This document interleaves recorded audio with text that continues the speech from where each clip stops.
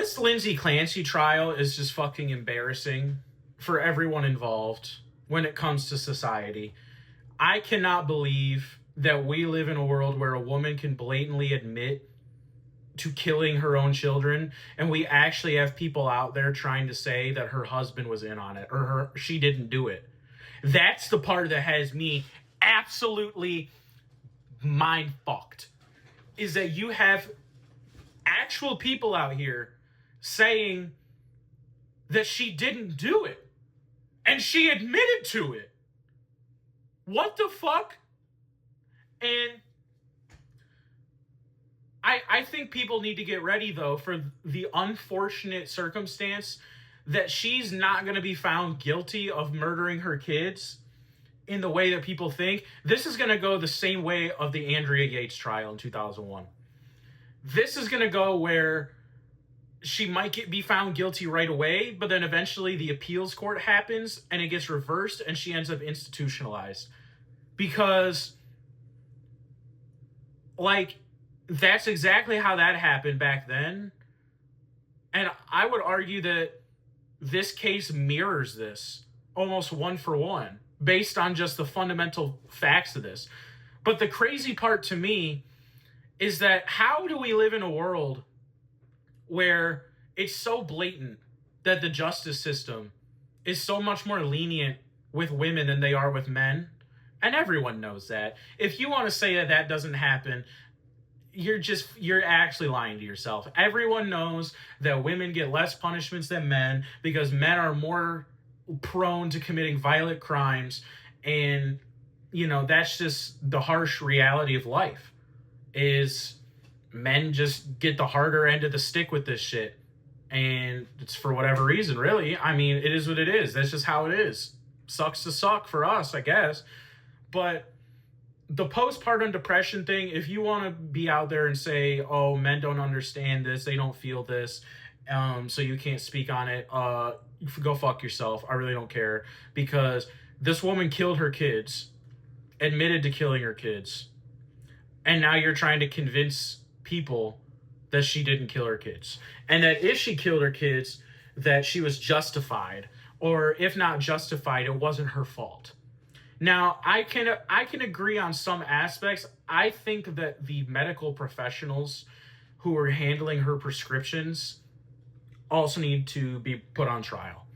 Because if anyone knows anything about SSRI medications, any antidepressants, SSRIs, anxiety, whatever you want to call it, everyone knows that those medications, the side effects will last maybe 1 to 2 weeks and then subside. And when you look at the timeline of, like, what the fuck was it, like 10 to 30 different fucking prescriptions? I don't know what the fuck it was, but it was like, we're going from Zoloft to fucking Ativan to fucking Trazodone now for sleep. Like, anyone who knows anything about the mental health profession knows, like, you can't be switching your medication every 2 fucking days because you don't like a side effect. And sure, if it persists for like a week or two, or you're having a really adverse side effect, like an allergic reaction, serious, like life-threatening side effect, right? Now that's one thing. But everyone knows if you stop an SSRI like cold turkey, that you're fucked, because you're going to go through withdrawal symptoms. And they put this chick on fucking Ativan. She took it for, what was it, like a few days?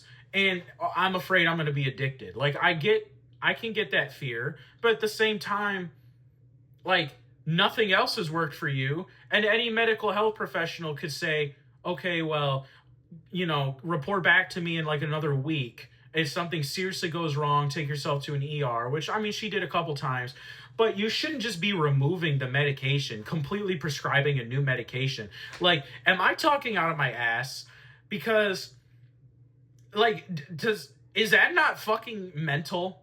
No pun intended. Is that not fucking insane that you prescribe somebody like 20 different prescriptions, meds, in the span of a month, and it could be a few different doctors, whatever, filling the script? Are we serious right now? Are we dead ass serious? I would say that the medical field did fail this woman, yes, but at the same time, she holds culpability where you're given a medicine, oh, I can't sleep. So then you just stop it? Like, it's not like you're intestinally bleeding. It's not like you're having a heart attack, right? Now, trouble sleeping when you're going through that, sure, that can be overwhelming.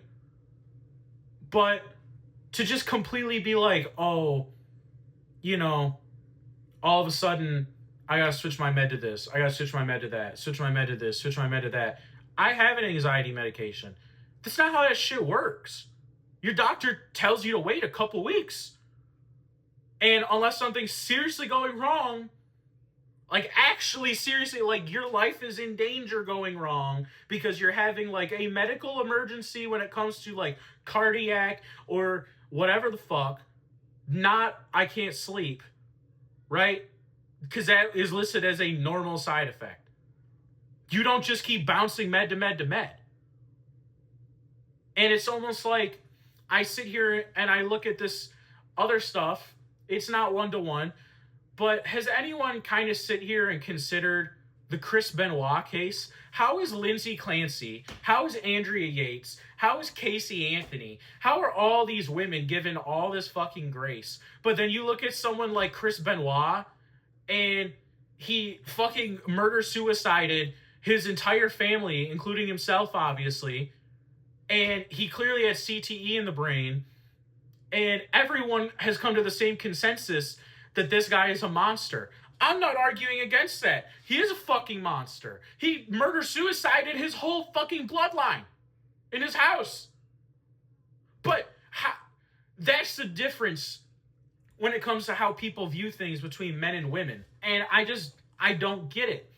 I really, truly don't get it. Because how can a woman just say she did something, and literally admits to it, and then all of a sudden, oh, she didn't do it. There's actual people online saying she didn't do it. And they're saying that it could have been her husband who did it. Her husband's in on it. There's people saying her husband forced her to do it. Huh? What the fuck? And then you have Chris Benoit, who told people in his own industry that he was concerned about the concussions he was having, and murder-suicides his whole fucking family tree here in his house, and he's a monster. Rightfully so.